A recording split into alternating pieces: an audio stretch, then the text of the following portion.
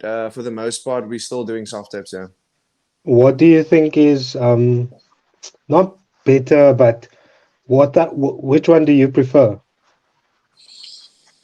Actually, an interesting question. I think I may prefer self tapes just because I get to sit with the material and like I get to keep working the scene until I feel like I got the take that works for me. Whereas if you go into the room, you have about a half an hour, 40-minute slot, so you have to hit your marks because there's someone waiting to do their audition. You know what I mean?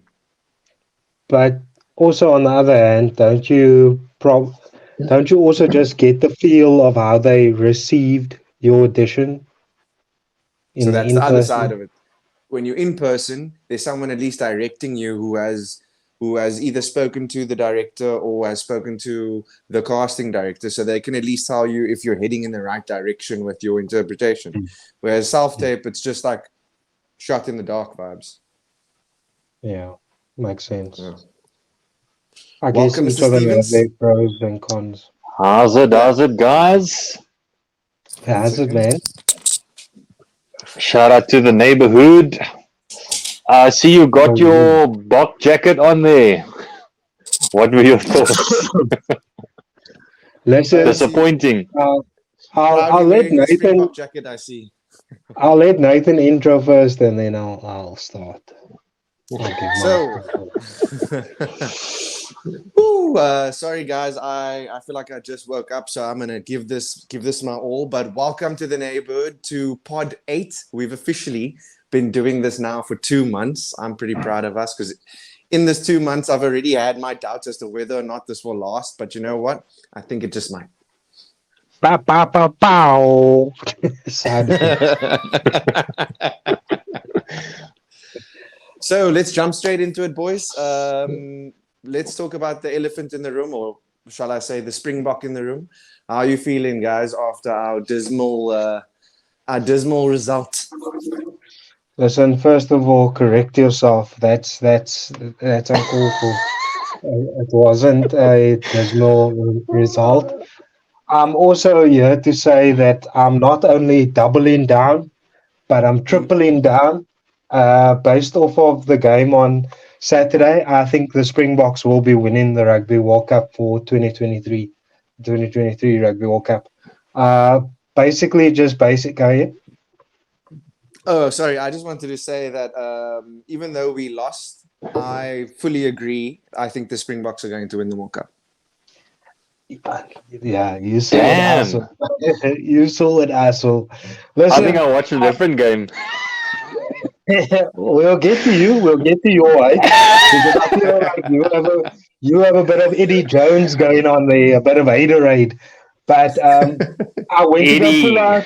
I went to go pull out the 2007. You know, they call this the Ooh. 07, just to prove and get some of that good mojo from That 2007. was a good year. That was a good year. Exactly, when we won it in France, we're going back again. The way BRG went back to Cali, you know what I'm saying? So, so I think we go back to France again to win the World Cup. Seeing as World Rugby doesn't want to host the Rugby World Cup in South Africa, I think we'll just go and fetch the cup wherever it is and just bring it back home to where it belongs. That's my There thoughts, we and that's go. all I have to say. Wow, what game did you watch, Luke? I don't want to talk about the Rugby World Cup for too long, but what did you see that makes you think any differently? Firstly, I'm not going to blame Mani for missing those kicks. My criticism is more to the coaching staff for being adamant on taking the points. I think they missed 4 penalties. Something like that. So I think it'll be a flaw in our coaching staff as to why we won't win it. And also, my prediction is New Zealand. So I think New Zealand's going to win it. Interesting. Yes. Nathan, just And quickly, and we can. Oh, go. Sorry. now, just to say, with regards to Eddie Jones, the man's a flop. The Aussies are a broken team. Yo. I think they're going to wait till after the World Cup to fire him. They have Mm. to. Yeah. You can't fire coach during a major tournament. Yeah. That's just doesn't look good. I think they'll fire him when they get back home. But quickly, Nathan, before we move on, why do you think the Springboks are going to win? Just interested Why? to get your thoughts. Yeah. Just why? What from Saturday makes you think we can?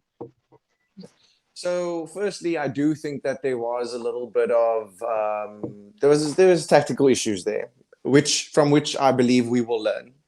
The reason why I think we will win the World Cup is a small part. First of all, I think that every once in a while, when a team is riding high in any sport, I think that it's almost necessary for them to lose a game to bring them back down to earth, so that they can pull their metaphorical fingers out of their bums and light a fire, and they can start now picking up the game. So now we lost a game that, in my opinion, we could afford to lose one game. And I think that psychologically, it could give us the advantage, because now we're not going into the final, because I will say it, we will make it to the final. We're not going into the final as favorites. And dare I say that Ireland and other nations may start to underestimate and forget just how amazing the Springboks are. So that, coupled with I could go a little bit more in depth, but this isn't the rugby pod. But I think those are the main reasons. Also, for some reason, I don't know why, and I could be completely wrong, but some part of me feels like we didn't really want to win that game. It's almost as if we wanted to get France in the next round. But hey, I feel like that's Keenan's reason. We will never know. Man saw something. No comment. Cool. We can move on. I want to start off this week with public service announcements. And Keenan, from the docket here, it seems like you have one, which is about messaging people. Do you want to talk to the neighborhood about the rules around sending messages and then following them up? Yeah, so just a bit of advice to people out there, like for real. There's people out there in the world that have anxiety. There's people out in the world that have gone through traumatic experiences in life. Like, there's people that are in relationships that, they always just feel like they caught a cack, or like they're in cack. And if you just start off a message with a hey, like there's nothing, like automatically your mind goes to a number of different things and a number of different outcomes or reasons as to what this could be about. Like, especially if you haven't heard from someone in a very long time, and then they just say, hey,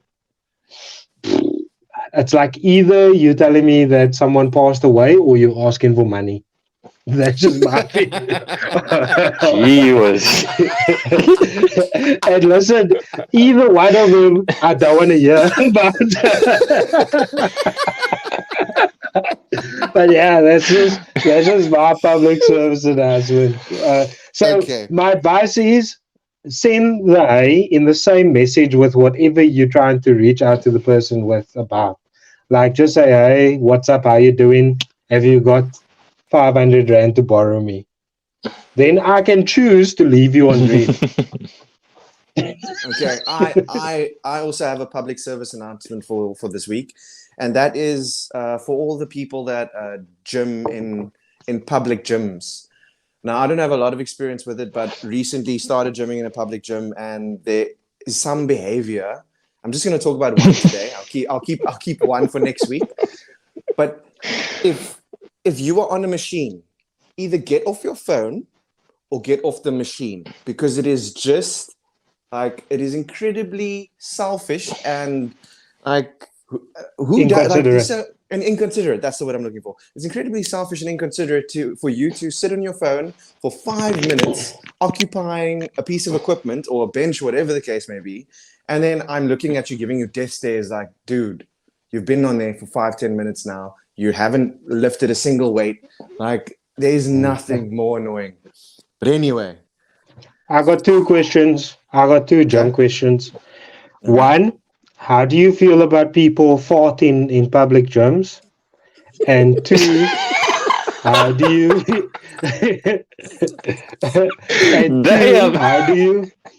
and two, how do you feel about people like taking Instagrams or TikToks in the gym while they're working out. Okay, I'm gonna let Luke answer this question first because he works in a gym. You're With asking Luke regards about his to work. with regards to the farting, I mean, okay, I've never personally trained a client that's farted, but I've heard from my colleagues that some clients have let one rip. There was one natural. instance where I guess you just you just pretend you didn't hear it. I mean, act like it's a normal session. I don't know. Not make eye Okay, so contact. I can comment on the Um, farting thing before you move on to the yeah. next one. The farting thing. So obviously, as you know, I've been a PT before, so I've trained a client who's farted, but it's normally while they're doing abs. So it'd be like reverse Yeah. fart, right? And I took a completely different approach.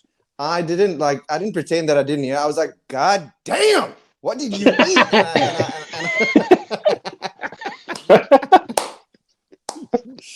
They laughed, I laughed, I sprayed deodorant. Like it was a good time. It was a good time.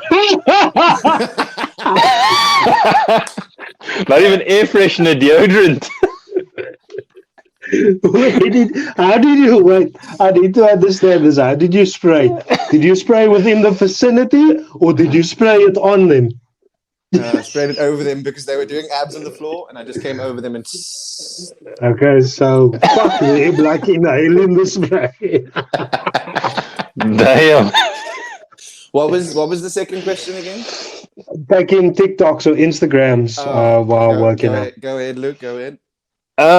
It's just a little bit awkward because if you need to be on a machine or walk past someone recording themselves, because Yeah, especially if they're I uploading agree. it to TikTok, I see it's trending where chicks like to be victims and then they record themselves being bothered by other men in the gym or harassed, so to speak.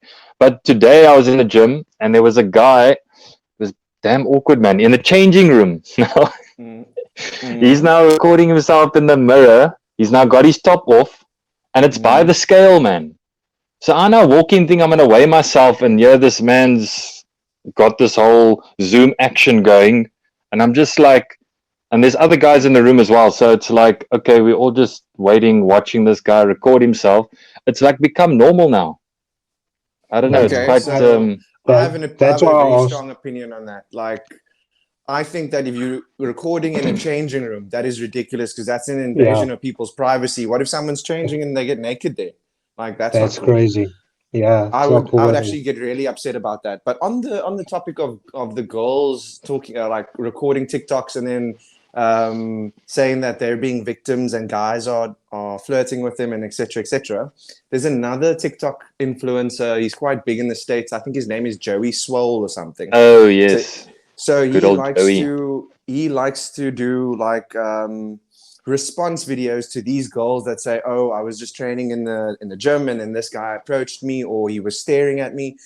And I don't follow Joey Swole, but I've seen some of his videos, and from what I've seen, this trend of girls recording TikToks in the gym and complaining about the behavior of other guys, it's actually like reverse bullying. Like the girls that are doing the recording have become the ones that are bullying the other people in the gym because they're like insulting these guys. Like some of these girls say that, "Oh, did you see it was cringy? He clearly didn't want to use the machine, so why was he asking me if I'm using it?" And like Yeah. it's become so like the behavior has become such like a shitty behavior where it looks like they're bullying guys and all for likes. It sounds Like, cloud chasing. Yeah, 100%. Because to be honest with you, when Luke first mentioned that, I was like, I don't see a problem with that because, I mean, if you think about it, if a woman is being harassed in the gym, you do have very little recourse. Like, it's not like you can tell the guy to stop or like all of those sort of things. And I'll give you a real example. Okay. Candace went to the gym at Virgin Active, and this guy would like laugh with her or smile at her and all of those sort of things. And just like, when you see someone regularly at the gym, you just say hello, what's up, and Yeah, yeah. she being friendly would say hey, what's up as well. And then the one day the guy touched her, like full on touched her, like invaded her privacy. So obviously I pulled up to the gym and said, "You never, ever, ever, fucking ever touch my wife again." Like I As one really would do. turned the fuck up on him, and I wanted to mood him, but cameras and all that sort of stuff. But you do get. My point is, you do get assholes in the gym. But what you saying sounds more like trying to embarrass someone, Yes. like, and trying to Yeah. expose someone that isn't really harassing you. Yes. So I don't obviously, know. as with any situation, there's going to be women that are actually being harassed, like the example you just gave, and there's going to be clout chasers who are doing it for likes, follows, and to Because it's a again, trend. exactly, and it's definitely become a trend. Oh, Um, I haven't seen it. That's interesting. Stop doing that. If you're watching, I had a really random thought. It literally just popped up in my mind while we were all talking. And it's a question I want to ask you guys. Do you think that there is a time limit for beef? And I'm not talking about an expiry date on the food, like cows, beef. I'm talking about Luke wouldn't know. yeah, it's been years. is there a time limit for beef? For example, let's say Keenan, you said something to me, but you said it in a group setting, and you embarrassed me, right? But let's say now 2 years has gone by. Is that too much time to have gone past for me to now bring it up and say like, yo, Keenan, 2 years ago you said that thing in front of the guys and you really made me feel shit and I haven't quite let it go. Can we talk about it? Like, is there a time limit for dealing with something that's happened in the past? I think it depends on the situation. If it's someone that you're not really close with or friends with, even in that situation, actually, I think if you're not close with the person, you can still be amicable with them when you do see them. But I think if you're talking about friends and something's really been like you've been holding on to something that happened years ago, I think it's still worthwhile to speak about that thing to your friend, because obviously if you carrying it, it's important to you, and if it's important to you, it should be important to the friend. So can I just add on that? So you're saying, let's say, for example, let me just add some extra stipulations here. Let's say someone did something to you in high school, and we're obviously a long time out of high school now, and it was incredibly insulting or embarrassing, and it affected you heavily at the time, but now it's been over 10 years. So do you think that that's okay then to bring it up? Yeah, I think in both situations. I think I've done it before where I spoke to someone that was in high school, or a couple of years ago, that I mentioned something to them that I thought was uncool. And I think it's just for you, if not to mend the relationship with that friend, but at least for you to get that off your chest and to get it off your shoulders, release it basically. And you, Stevano, how do you feel about it? It's never something that's happened to me personally. I have heard of someone with a similar, let's say, experience. And it's interesting that you bring it up. I just have more questions than answers. So I also have an opinion.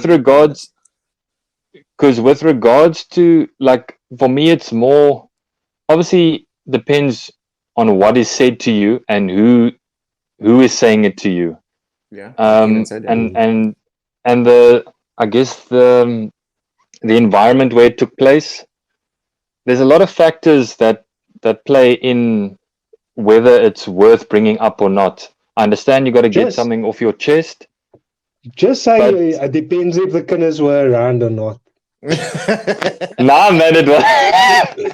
This example isn't about kinders, man, but it's along the same lines of if like someone says something to you that offends you, you hold it inside, And then bringing it up, let's say 5 or 10 years later, what is the significance of that? What are you going So, to like I achieve? said, yeah, so that's basically what I will ask the person. I don't have an answer as to why they would do it.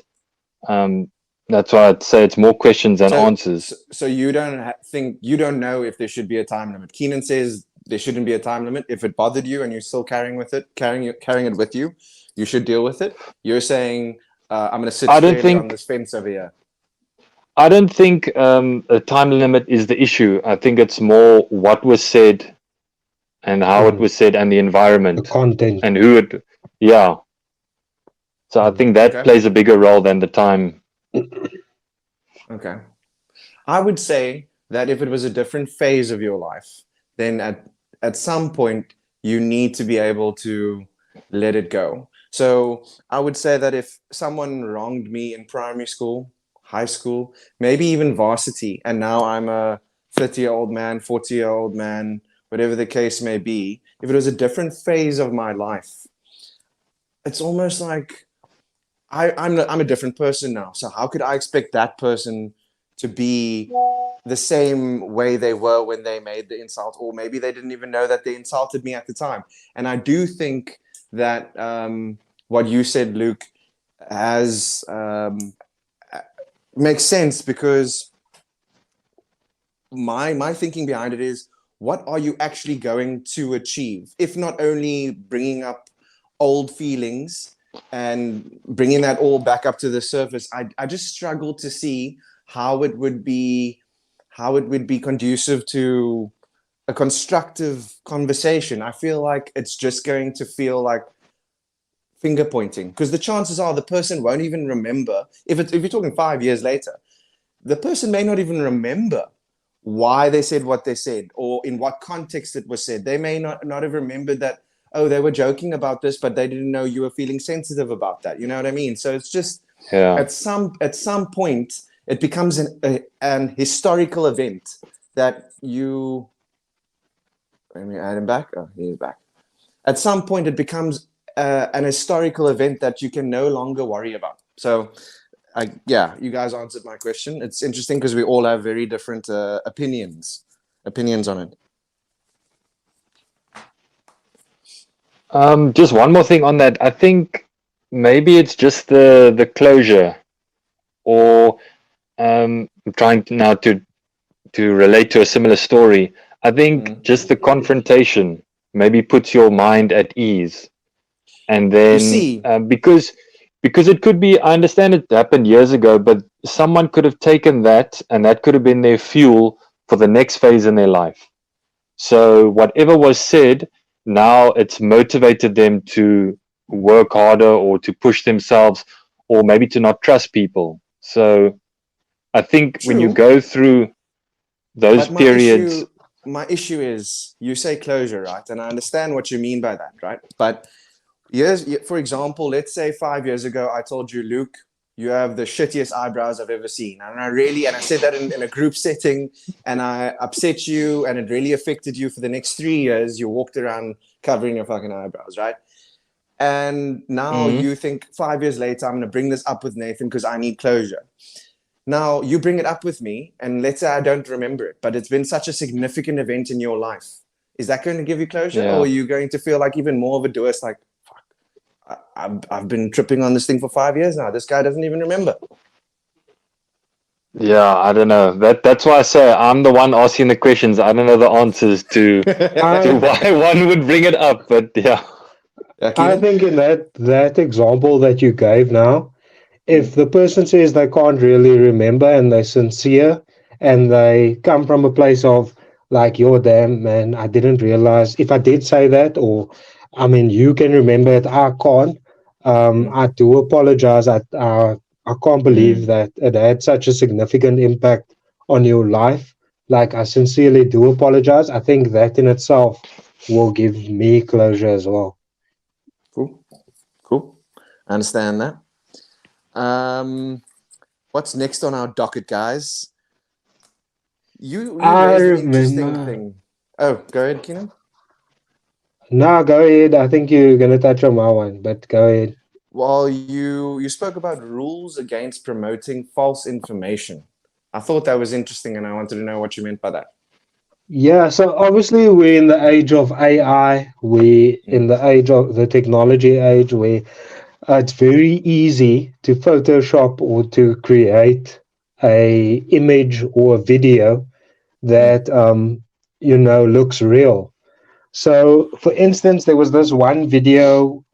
Everyone knows that there's obviously been flooding and rain all over the show this past week, and there was this one video that looked like Bloberg, where this wave actually just like washed away a couple of people, like people on motorcycles, all of that sort of things. It just washed them all away.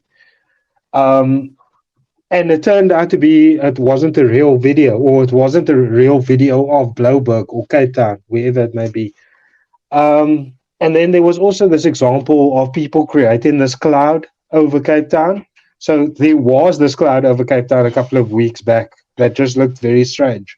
But these people then made it into an alien UFO. Now, obviously, not a lot of people are going to believe in a Hey, UFO, hey. but it creates a sort of a panic, a sort of fear.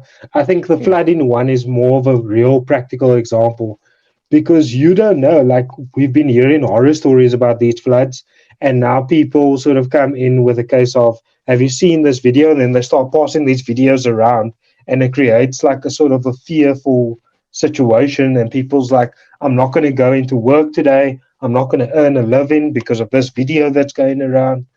It's mm. just, I think it's very reckless, and I think there should be rules and laws against it.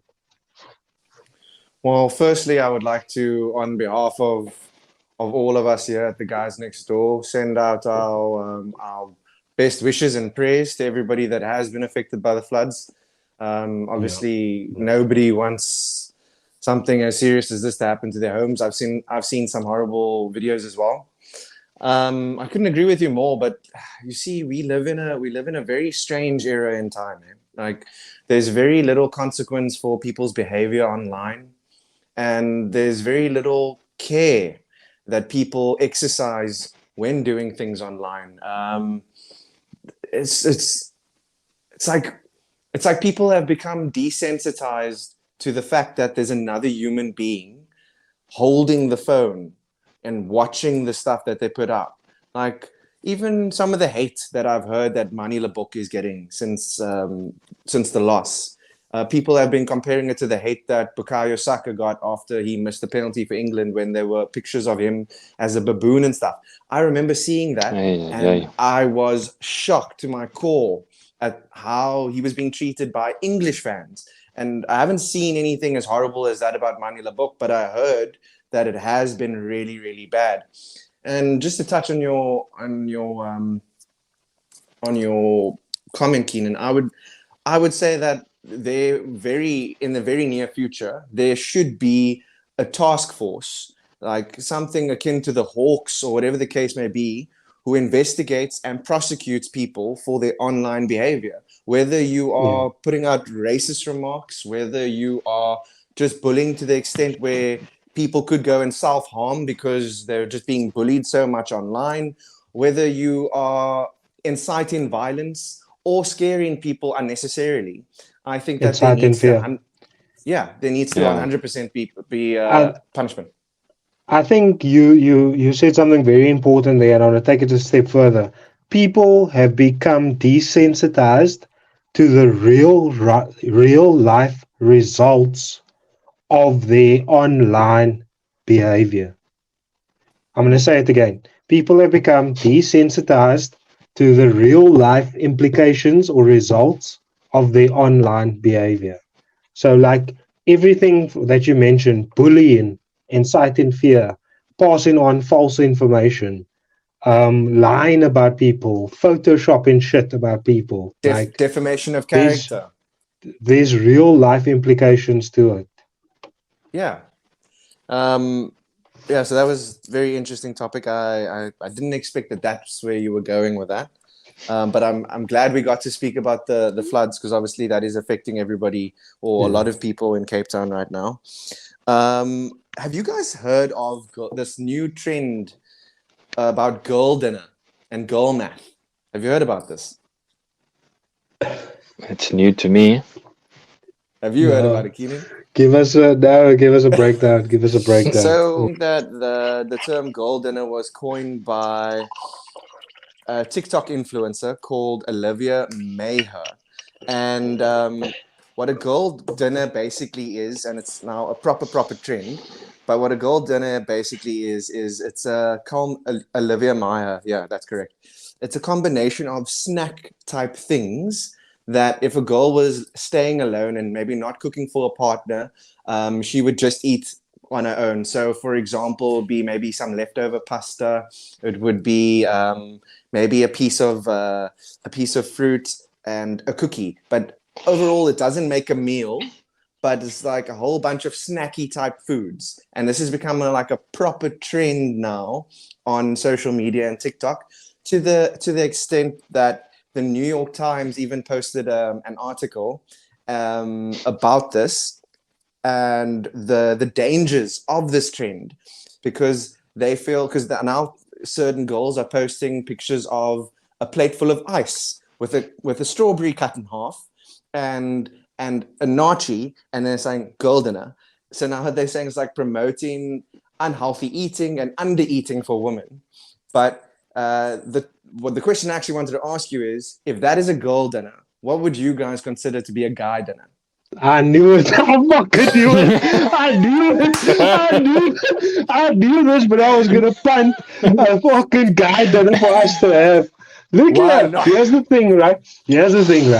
We don't have to do everything that the girls do, right? Look at, okay, first off, let's set that out from day dot. Like, I am not having a Galentine's. I'm not having a girl dinner. I'm a grown ass man, dog. Like, nah, listen, I don't believe in this sort of toxic masculinity thing, whatever that case may be. But at some time, at some point, you have to say, I am man and man is me. And I don't have to do all of this stuff. You are getting way too bogged down on the girl dinner, guy dinner thing. Nah, My it's not for question me. at Nah. the bedrock, my question is, what are you eating? Let's say the wife is not home for a week and she hasn't prepped any meals for you. Luke and Keenan, individually, what are you making for dinner if the wifey isn't home to cook for you? Like, what are you making? Look here, That's we've the been bedrock here of my before. question. We've been here before. We've been to a braai where there's only guys. There's fuck salad at this braai. There's 100%. just meat. There's maybe a roll. There's no And some fucking rolls. cutlery. There's Garlic no roll, bro. cutlery. There's no cutlery. There's no proper plates. There's paper plates. We might just eat out of a serviette with our hands off the grill. Like, we've had, what's it? Guys' dinner before. We've had it. It's a fucking mess, but Okay. everyone gets That's fed. nothing new. Okay. So that's your answer, I guess. I'm going to flip the script on you guys completely. I'm going to take it off gender roles and all these serious topics. I actually wanted to ask you guys a question about work-related things. And that is, do you actually want to retire one day? Like, physically stop working, enjoy your twilight years. And if you do want to retire, what age would you want to realistically retire at? I'll let Luke go. Sure. I don't know if I'll be able to retire. I mean, it all depends. Let's start with the age. I would say anywhere between 50 and 60 would be ideal. Interesting. But with regards on what to do, it's going to have to be a case, like the only thing I can think of would be to travel and enjoy the rest of my years traveling the world. But I mean, to be in that financial stable situation would be great. No, but take the finances out of it. Like, we were living in a perfect world here. Everything goes according to plan. If you could retire at 50 and not worry about money, that's the scenario we're talking about. Okay, yeah, it would then definitely be retire at the age of 50 and Mm. travel the world. Okay. And you, Keenan? I've been off for like 2 weeks before, a week. Well, let's say like a week. Outside of festive season, I've been off for like a week. And Mm. honestly, by like day 4, I start questioning what my purpose is in life. Like I'm like, damn, I'm contributing fuck all to the world here at the moment. That went very Like deep. you can you can only watch so many series and stuff, but I really start to Mm. feel like a piece of crap. I've started to feel like a bum, you know what I mean? Yeah. But it's funny that you mentioned that because we were talking about it earlier in terms of people that work 9 to 5s and how these days that is almost looked down upon. Um, but people don't realize how much stress and stuff there is that comes with being an entrepreneur or a business owner or a freelancer. If everyone's like, I want to be my own boss, I want to be my own boss, there's a lot of stress that comes with that. And on the adverse side, if you are working for a boss or if you're working in corporate, your job is just from 9 to 5 and you can switch off after 5 o'clock.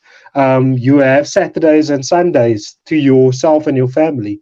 If you're an entrepreneur or if you work for yourself or you're a freelancer, you can't really switch off sometimes because sometimes there's a client that's waiting for something on the weekends and all that sort of stuff. I'm going off on a tangent here, but I'm No, it's saying good. that to say that I would like to continue working in corporate, I think, because the stress of not knowing and not having that security for me, I think wouldn't be I wouldn't enjoy it. And not So being I'm able to switch off as well.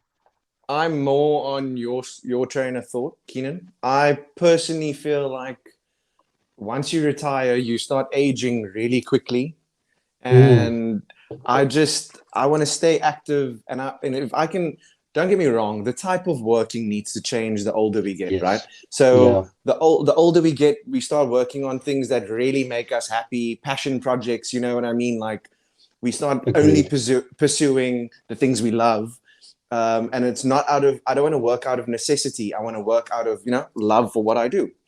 Yeah. So for that reason, I never ever want to stop working. But you did say something very interesting that is, it is a little bit off topic here. It's not on the docket, but I would like you to, if you could, elaborate a little. You said that these days it is almost looked down upon to have a 9 to 5. Why would Yeah. you? Why do you think that is the case? What makes you I feel that think way? it has to I think it has to do with social media, specifically Instagram. Instagram portrays this sort of perfect lifestyle and people just doing amazing things. That's why I don't really like it anymore because it's not real. It's not like people's everyday life. So I call Instagram the highlight social media. It's the Yeah. highlights of everyone's life. And, a lot of these days on social media, people are posting, I'm my own boss. I do. I'm doing boss moves, jet setting, all of that sort of stuff, like creating a persona of just being making their own money.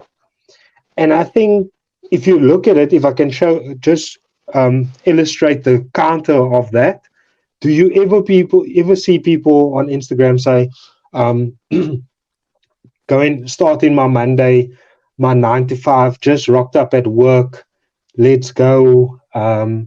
Just finished my Friday off at work. Had a really good week. I feel like I was really productive.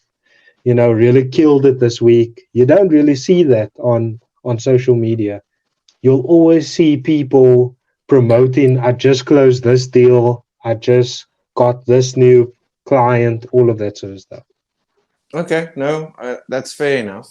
But to be fair, I think that that's probably one of the issues we have with the current generation is that social media. If I could just build on what you just said, I feel like social media, and we've touched on this in previous pods. It's created this. I want to be a celebrity, and I want to be Mm. this famous big shot type of mentality that it seems like the majority of people have now. And yeah, go ahead.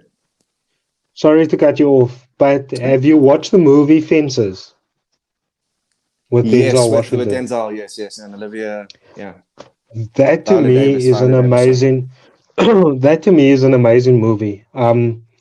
Mm, The especially the part where he explains to his son what he does to give him a roof over his head, to give him clothes on his back, all of that sort of things. And I feel like he was a garbage man, like, and he was mm, just trying to work hard to become a garbage truck driver. But I took so much inspiration from that because here's this everyday man who's mm. who's who's at a very minimal wage job, but he takes so much pride in it. He takes so much pride in progressing and working hard for his family. Like you don't see that in today's day and age. And I'm guilty of it. I've never posted on Instagram when I've gotten a promotion because maybe to me I felt like I might be looked at a certain way because I'm getting a promotion working for the man. Um, I hear you. like I'm not doing anything for myself, like independently. So there's like that judgment, and people look down on people that work on everyday jobs. So now I think that we need more people like you who are working at 9 to 5 and doing well in their careers to show and normalize the fact that there's first of all, there's absolutely nothing wrong with having a 9 to 5. To be fair, I think the majority of these people on social media who are portraying themselves to be these Bosses. these bosses, these entrepreneurs, I'm just out here making moves, etc. Most of them are being supported by someone who does have a 9 to 5. You know what Yeah, I mean? And that yeah, person that has the 9 to 5 isn't making it onto their social media because they're in the background floating all the balls. You know what I mean? yeah, So for it's sure. just I think maybe we need to start Change the normalizing it. narrative. Exactly. Be the change you want to see in the world. For sure. I wanted to also touch on Luke's topic. I think it was similar to this Mm, with regards to if money wasn't a issue in your life, what would you be doing? okay. Luke, you want to go first? Seeing as your question, or Yeah, well, I mean, pretty much what I said earlier. Like, um, I think I would probably still be working in the industry I am, fitness and sport. But if money really was an issue, um, I would really like to travel the world, and that's initially why I started traveling, was just to explore the world, um, meet new people. In addition to that, as cliche as it sounds, find yourself. But it's just experiencing. I think the one of the meanings of life is to experience and to travel. I wish everyone had that privilege, because there's a lot you can learn from traveling. And for me, life is about experiencing and learning, and that's how I would want to spend my time on Earth. That's good. okay. I agree. That's awesome. You, Nathan? Keenan? Okay, I'll go first. If money wasn't an issue, what would I do for a living? To be fair, it's going to sound very similar to Luke, but I think I would do what I'm doing now, just with a hell of a lot less stress. Like, Mm. like if I had a sugar mama that was paying all my bills and made sure that I was staying in a nice apartment with a ocean view and I was driving a dope car, and all I had to worry about was showing up for my auditions and Auditions. putting my best foot forward. Yeah, that sounds glorious to me. Be living the dream. Keenan, I do want to ask, seeing as you are working a 9 to 5 and you're the only one of the three of us that does work a 9 to 5, would you still be doing what you're doing if money wasn't an issue? Like, let's say you had a really rich uncle that left $10 million to you, and said, "Yeah, Keenan, I'm passing away now. I want you to have this money." What are you doing? I'm buying a studio. I'm starting my own sports channel. I'm gonna do everything in terms of like rugby, soccer, commentating, all of that sort of things. Like I would definitely start a sports, either media empire or a sports agency, or like a combination of both. That is my ultimate dream. Like, because again, like Luke said, if I can combine my love of sport and traveling the world, that's the ideal combo for me. Yeah, there's no need to limit it to one or the other. I see no reason why both can't be the, you could maybe start out commentating on sport and stuff, and it grows into something bigger, like representing sportsmen, etc., etc. I can I do definitely want see to that. say that yeah, for sure, I would create it in South Africa though, because I Mm. think the sports entertainment in South Africa is quite trash. It's It's not boring. entertaining. It's boring. It's very politically correct. It's There's no very like vibe. safe. There's absolutely Yeah. no vibe whatsoever. It's Just go watch and the rugby commentators. Like no one has a hot take. Like no one like goes and hard on something. there's no laughter. There's no fuckery. There's no jokes. There's nothing. I But watched Yeah. they this. used I to be watched good though. this when Like I would say early 2000s, 90s. What's that when we were guy's like name? 7 years Keenan, old. man.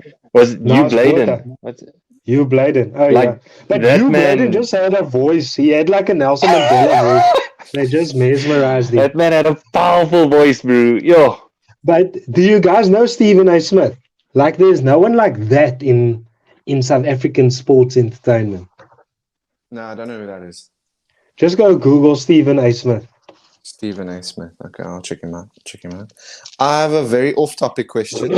Seeing as we're talking a lot about careers, I'm going to switch it up again. What is, and this is a quick fire round. You're not allowed to take long to answer this question. This is quick fire. Is that directed Okay? at me? It's directed at whoever So, quick fire question. What is the worst response possible to your partner saying, "Baby, I'm pregnant"? Pau. Do you want to keep it?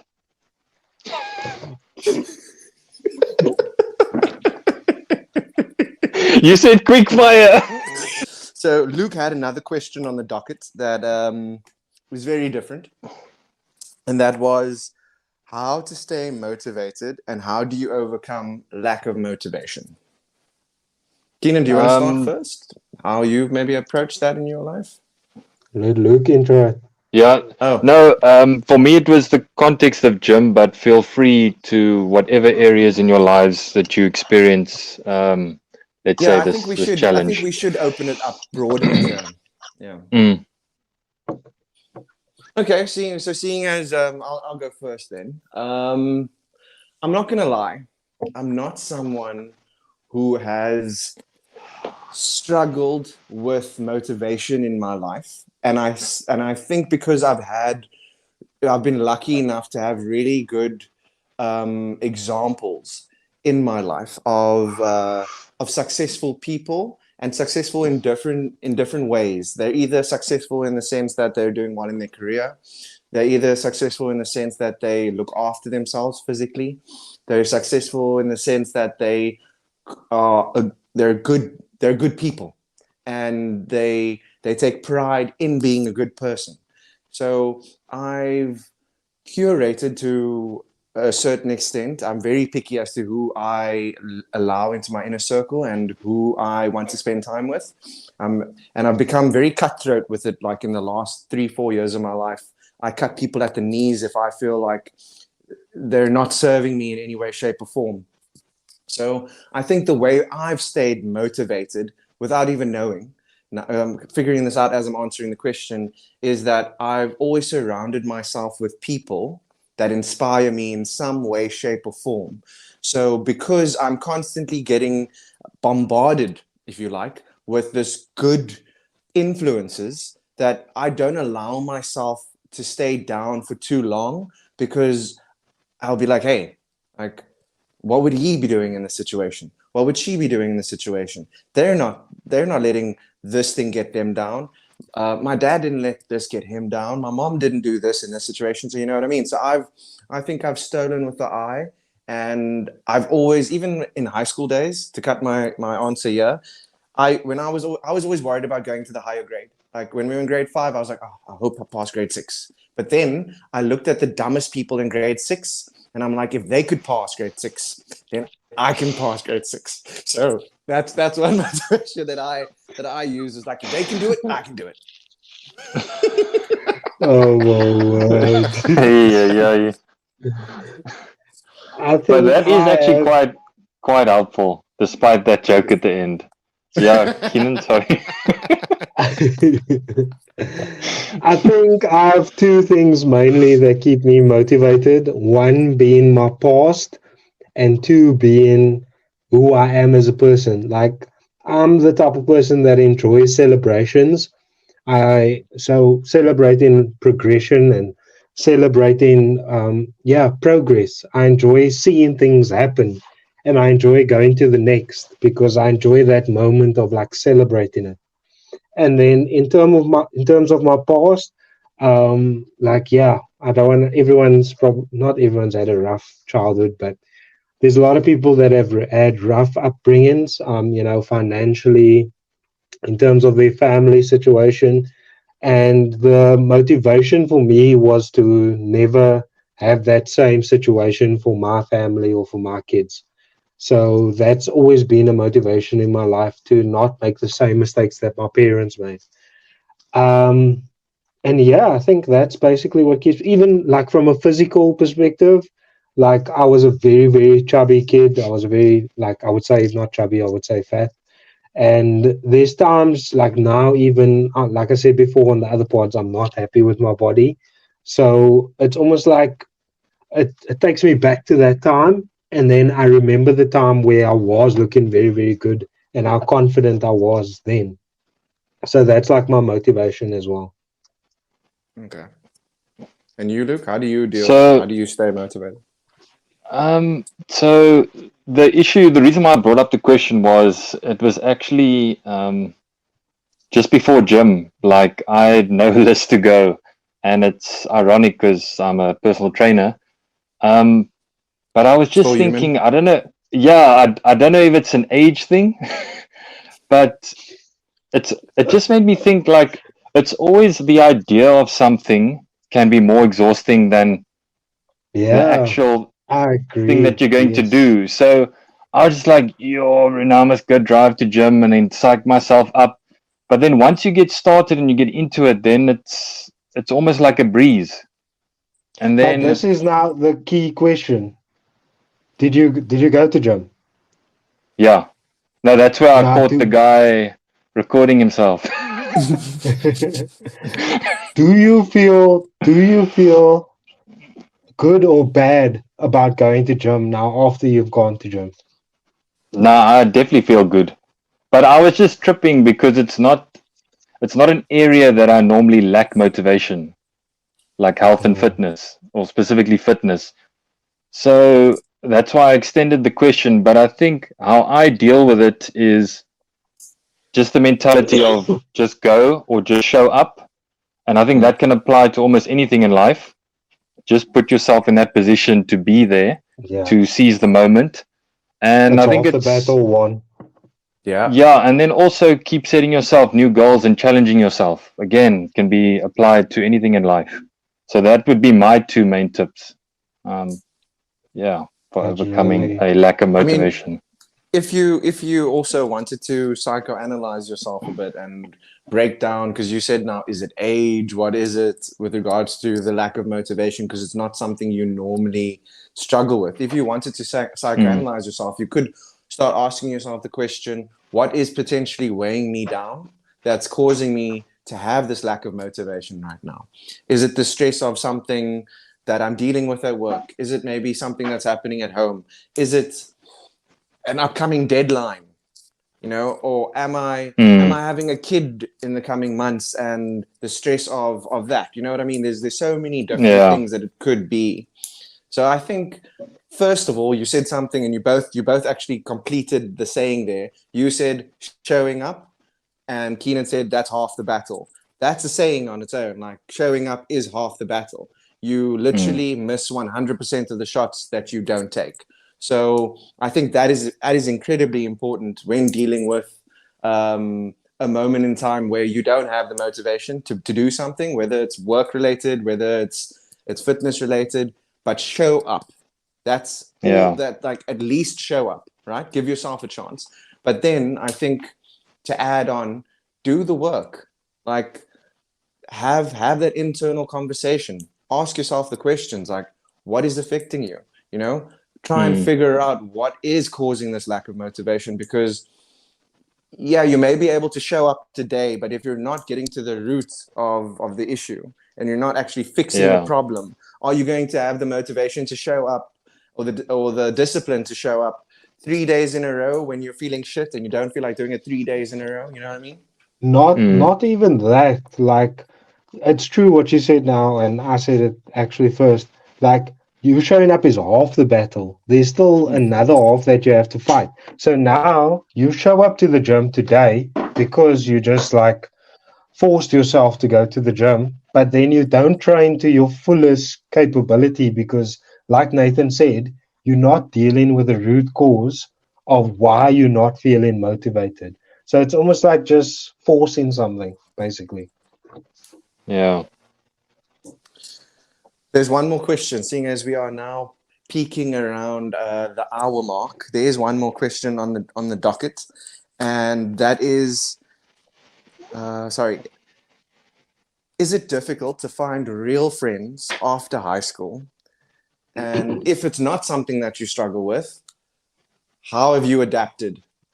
I think this was your question, Luke. Is there any? Did Yeah. you want to pose it in a different way? No, I think it's pretty much summed up perfectly. Self-explanatory. Yeah, just something I tripped on the weekend. So just wanted to explore it because it's not necessarily something personal to me, but again, I've noticed in certain surroundings that it has been a challenge for some people. So I'd just like to Cool. get your thoughts on it. Keenan, do you want to go first, or shall I? I would say yes and no. Well, from my personal experience, I have made friends after high school and or varsity and very good friends. But the no part comes in terms of like those people only became my friends after conflict and after us bumping heads, because they didn't really understand me at first. And I think the older we get, the more set we become in our ways. So I think that's why I say it's not so difficult to make friends after high school or varsity because like I can speak for myself personally, I'm not an easy person to deal with. So it's not always easy for new people. No, don't shake your head so much. Like you're not a walk in the park either. Yeah, so yeah, it's like people are set in their ways, and yeah, like it's not easy to deal. I think we spoke about it a while back. It's like as soon as you meet new people, you get to that one part where you just they rub you up the wrong way, and then you just pull back because you're like, I don't need to deal with this shit. So yeah. Yeah, you have actually spoken about that on the pod before. Personally, with regards to making friends after high school, I don't. I agree with Keenan. I don't find it difficult to make friends after high school, or I haven't found it difficult to make friends after high school. I've become very much a person that goes on gut feelings and the energy that people give off. And there's some people that I will spend time with, and I can immediately feel like they're a kindred spirit, and I could fucks with this person. And there's potentially a budding relationship here in the future. However, I'm also a fan of not forcing anything. So I love Mm. things to happen organically. So I'm not going to be the person that meets someone now and okay, we vibe. So I'm going to send them a message saying, "Yo, I'm going out with my friends to the club," or "Yo, I'm watching the soccer or the rugby on Saturday. Do you want to come join me and my friends?" Nah, that's not me. It needs to happen organically. It needs to happen naturally. But to touch on what Keenan says or has said, there is also the element of it being a little bit tougher, because the thing is with your friends from high school, if you're lucky enough to still have those friendships, there, as we've mentioned before, there's a long-standing relationship of love, understanding, misunderstanding that goes into it. So when you guys do bump heads, let's say Keenan annoys me this week, that's not going to make me want to pull back. It may make me think, okay, I need to ease off Keenan for a week or so, but it's not going to be like, yo, this isn't worth it. I'm too old and grown to deal with this shit. Like, you know what I mean? I've already invested so much time and love into this relationship. It cannot be thrown away for any small reason. You know what I mean? But Yeah. and the older we get, I feel like, and Keenan again touched on this point, we are so set in our ways. And I think all friendships, all relationships, whether it's platonic or romantic, require some sort of compromise and sacrifice. And the older we get, the more set in our ways we become. We are less open to compromising and sacrificing, especially for people that we barely know, you know?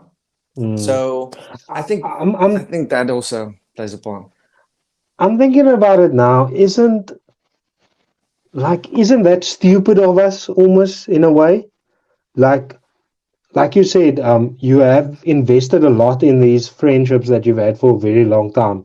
And you'll always hear at big birthdays or at big celebrations, people say, like good close friends, they'll say, sure, we've gone through so many ups and downs. There's been times that I've hated you, that I can't deal with you, and all that sort of stuff.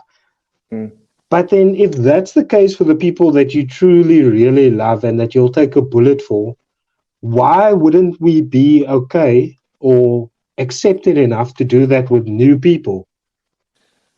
I think I have what I'm saying? I think I have an answer to that. And I think it's because as adults, our lives are so much busier than it was when we were young and in high school and in varsity. Yeah. My dad told me something very specific that stuck with me all these years. Like when I was in varsity and I was like, I wasn't concentrating on my studies. I was smoking too much weed and I was doing a whole bunch of other shit, right? Not drugs, just so for the neighborhood out there. but my dad told me, Nathan, I'm the parent. I have to worry about putting you through school and making sure there's food on the table, making sure there's a roof over your head. You, as the kid, you just need to worry about doing well at school and making sure that you don't fuck up in any big way, shape, or form. So there was so much less stress on our shoulders that we had the time to do all these deal things. with bullshit. Now you have to worry about your bond. You have to worry about your wife. You have to worry about your job. You know what I mean? And there's just so many other stresses. It's almost like, where does the time come to actually meet someone new? Because your free time, you're either spending with your wife or with the friends you already have. True. Yeah, you are right. There's not enough. That's actually the right answer, or the reason as to why. Yeah. Luke, are you struggling to meet new friends after high school? Are we not good enough for you, Luke? Not Look at not necessarily, man. It's just that's just the impression I got recently, and with a few circles that I've been in, it seems like high school friends and family from way back is now set in stone for the rest of your life. And I don't know if it's maybe a skill to be able to connect with people and make friends after high school, or as you've mentioned now, set in your ways, you've got responsibilities, which are valid arguments. But I think the skill element, and maybe we judge people too quickly. I know, okay, I'm guilty of that. I mean, it goes without saying. But like, you could meet someone at an event and then you already made an assumption of this person, be like, I can't connect with this person, or I know I'm not going to be able to invest in this, so you guard yourself. I don't think it's so much a skill. I think it's like we said now, it's effort. It's about putting in that time and that effort to get to know that person.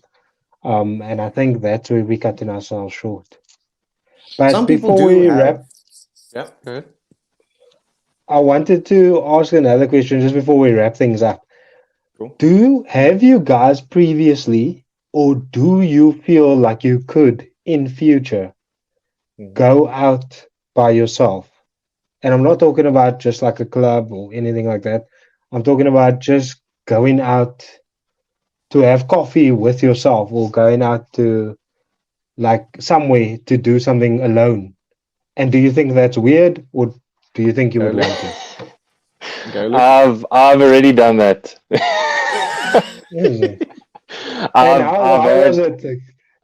I've had, but this is, I had to develop this habit from traveling.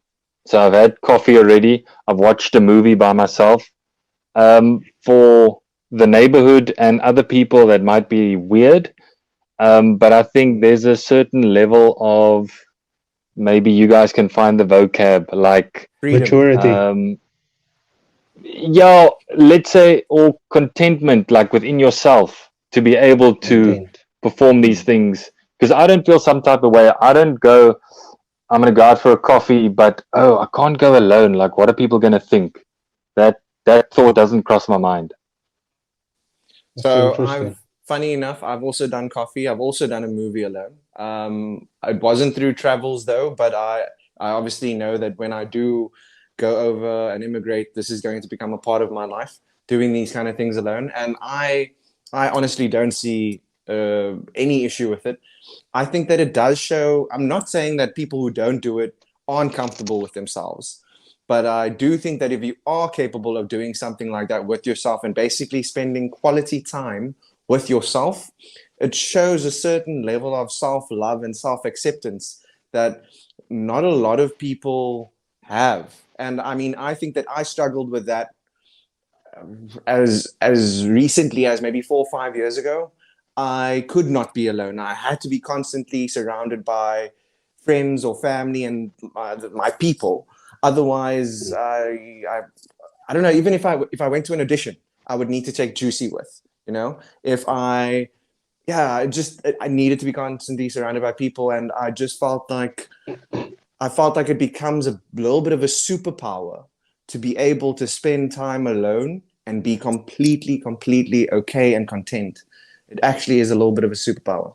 I've Yeah, I heard agree. before that people that also like adamantly about having people around them are fearful of what might come up when they deal with their own thoughts for too long. So when they're by themselves, just I've also heard overthinking. that. Yeah. Mm. But didn't you also say that you went to like La Parada or something alone once? Me. Yeah. Well, it's definitely not me. Yeah. Yeah, no, And I was, how was it? I mm, mean, I'm not gonna lie, it's not all just being super content and everything with myself. There's been moments in my life where I've actually, before I started acting, where I felt like I was in a movie, and I just thought, it'd be cool to go sit there and have a drink at the bar. And so it was vibes for me as well. It wasn't just purely like, oh, I'm spending quality time with Nathan today. It was also a it was also a vibe of, you were fishing for Jesus. Just